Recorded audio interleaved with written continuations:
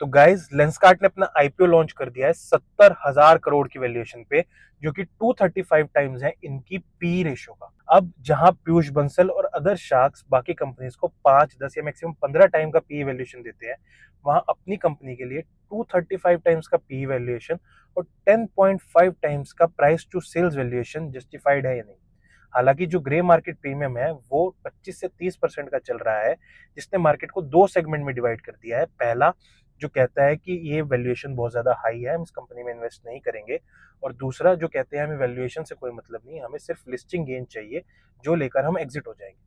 तो क्या वैल्यूएशन सच में बहुत ज्यादा हाई है या नहीं, जानने के लिए वीडियो लास्ट तक देखें। देखिए, जो कंपनी का इशू साइज है वो 7,278 करोड़ का है, जिसमें से 5,128 करोड़ ओएफएस यानी ऑफर फॉर सेल है, जिसमें कि प्रमोटर्स, फाउंडर्स और जो अदर वेंचर कैपिटलिस्ट हैं वो अपना पैसा लेके प्रॉफिट बुक करके एग्जिट ले जाएंगे।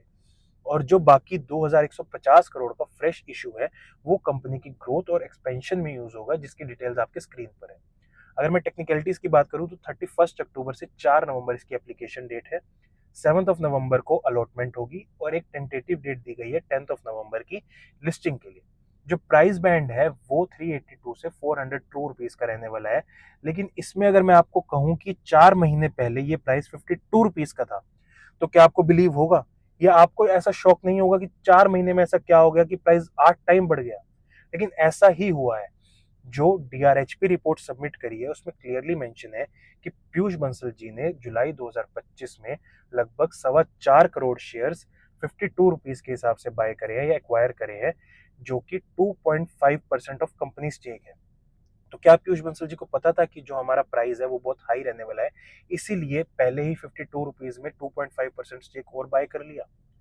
अगर मैं बात करूं प्रमोटर होल्डिंग की, करंटली जो प्रमोटर होल्डिंग 19.5% है, आईपीओ के बाद वो 17.5% हो जाएगी, जो कि एक कंसर्न का इशू है, क्योंकि 30% से कम की प्रमोटर होल्डिंग हमेशा एक कंसर्न का इशू रहती है, एक हेल्दी साइन नहीं है।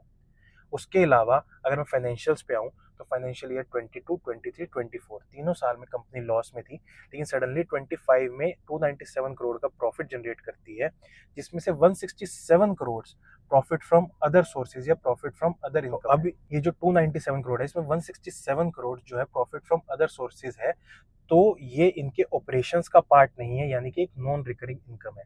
तो क्या ऐसा तो नहीं कि आईपीओ के लिए इस अदर इनकम को जनरेट किया गया है और कंपनी को प्रॉफिट में दिखाया गया है?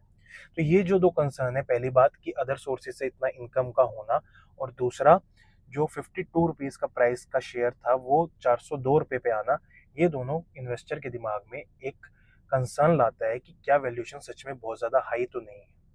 अगर आप इन्वेस्टमेंट करना चाहते हैं और अगर आप लिस्टिंग गेन के लिए इन्वेस्टमेंट कर रहे हैं, तो ग्रे मार्केट प्रीमियम 25 से 30% का है, आपको एक अच्छा लिस्टिंग गेन मिल सकता है। लेकिन ये कोई भी ट्रेडिंग या इन्वेस्टमेंट टिप नहीं है। लॉन्ग टर्म या फिर शॉर्ट टर्म किसी भी टर्म में आपको अगर इन्वेस्ट करना है तो पहले फैक्ट्स एंड फिगर को जानिए, फिर कंपनी में इन्वेस्ट करिए। तो क्या आप इस कंपनी में इन्वेस्ट करेंगे या नहीं, कमेंट सेक्शन में जरूर बताइए। थैंक यू, जय हिंद।